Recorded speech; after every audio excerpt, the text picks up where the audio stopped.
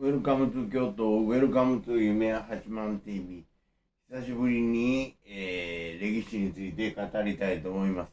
3月10日から19日までですね、インドに行ってまして、完全に体壊してしまいました。13日に発症したんですね。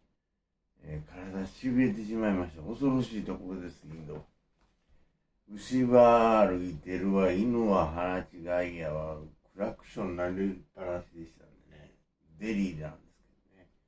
その後、パンジャビへ、キャブ、タクシーというか、キャブですね、に揺られて6時間に行きましたけども、大変でした。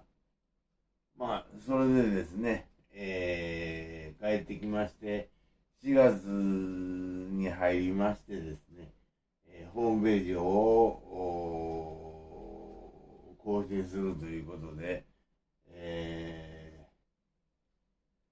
その徳島出身のですね、徳島阿波ですけれどもね、徳島っていうのが徳川家康の島いうことで徳島なんで、これ、8須賀五六がこう、徳島というか阿波を任されてからついた名前ですんで、本当は阿波ですからね。阿波ということです。で、その松川さんという暴れの大先輩なんですが、その方は日和佐やったと思います、生まれたの。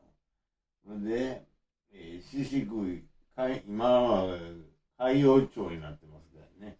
宍喰の宍喰商業の出身やということで、私のおじさんもですね、宍喰におりましてですね、小学校の低学年の時に2度ほど親に連れられて行ったことがあります。で、大変なとこやったんですね。それはどういうことかと言いますとですね、阿波古事記によりますとですね、これ、天津祝詞で、言われます、つくしのひむかの立花のほどの淡木原というのも、これは、伊賀なぎの御事がですね、こう、降りてきてですね、それで、みそぎをすると。左目からアマテラスですから、右目から月読み、鼻から、スサノオノミコトが生まれるということなんですが、これはまあ、香川よし子先生ですね、の書いてる本を読みましたらですね、このイスラエルの方からこう黒潮に乗って流れ着いたと。それが阿南市であるということですね。つくしという九州のようですが、これ火に向かう果てっていう意味ですからね。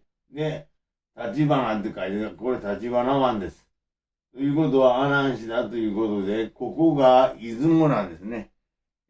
通に面するということで、島根県の出雲はその後です。また述べますけれども、ということなんですね。で、その香川先生に曰くアマテラスというのはですね、南ユダ王国の秀樹屋王の皇后であると。それで月読みというのは、その月従ってきた方です。佐野というのはですね、預言者イザヤの次男坊であるというふうに言われております。それで、これ宝船なんですね。これ来てですね、その船を悪意川の船当神社に置いてですね、それで、多分アークを持ってきたと思うんですが、それで、剣山の方へ登っていったと。で、高間ヶ原と言われているのはですね、亀山町のあたりであると。剣山の横のですね。ということで、スサノオは間なきからですね、海原を治めようということであって、その海原はどこかと言ったら、その宍喰町であるということですね。でなんでかと言ったら、ここの宍喰八坂神社というのがありまして、これは祇園さんなんですけれども、行きました。おじさんがちっちゃい時に言ってたのはですね、こんな田舎の神社やけれども、京都の八坂さんと格式一緒なんやでということなんですが、まず一番がここ宍喰なんですね。そで、沼崎神社ですかね。沼崎神社ですか。友の浦、福山市の友の浦、それと京都の八坂さんが一番新しいです。祇園祭りやるですね。それが、日本三大祇園であってですね、これ全部スサノオを祀ってるということなんですね。で、特に、京都の祇園さんのメインっていうのは7月17日ですね、山鉾巡行ですけれども、その時にはどういう日かと言いましたら、ノアの運ぶ船がアラレテ山に着いた日と、これに、聖書に述べられているようです。特に、獅子宮八坂神社、獅子宮祇園社ではですね、赤船が出ます。で、水銀酒を塗った赤なんですね。水銀酒ということですんで、それで、我が杉山遺跡というのが、この湾南市の下の方ですね、にありますけれども、それでですね、この魏志倭人伝に出てくる邪馬台国で、大和国です。邪馬台国では、水銀酒が取れるというふうに記述があるそうなんで、これはもう泡であるということですね。大和国というのは。それでわかると思うんですね。それで、スサノオはですね、その、四宿を収めてたということなんですね。で、特に、四宿八坂神社とは、の近くにですね、ワナサ大総神社というのがあります。ワナサという一族がですね、ここが元の友の浦です。この福山市の友の浦はその後付けです。ここからですね、船に乗って、福山の友の浦に着いてですね、それで、出て出雲ですね、島根県の方へ行ったと。で、元の出雲というのは泡でですね、で山の方を空と言います。ということなんですね。で、ここから、ワナサという一族がですね、出て行ったんだということで、島根県の方には、淡木ワナサ彦を祀るワナサ神社というのがあるそうです。ということで、これでもわかると思います。で、出雲というのは出る雲で書きますよね。ですから、このインベの一族の村雲とか、この、5つあるんですかね、雲とつくのは。そこから出ていったということで、出雲であるということですね。だから、出雲大社というのは、あれはつくしの宮、大社と言うたはずです。明治4年に出雲大社になっただけの話です。で、元社も阿波にあります。一回調べてみてください。それで、先ほど申しましたように、獅子食い商業を出た松川さんですね。ということでですね、これも廃校になったようですけれども、今の海洋上獅子食いなんですね。で、非常に重要なところであるということです。で、最初に申しました、みそぎをしたという天津のりと出てくる阿南市なんですけれどもね、ここに八鉾神社というのがあります。これが、ここの出雲の方が、要するに国つかみです。大国主の別名を八鉾と言いましてですね、今の天皇陛下ですね、奈良氏と天皇がですね、平成の3年に立体師の礼を受けるという時に訪れておりましてですね、こう石碑が立っております。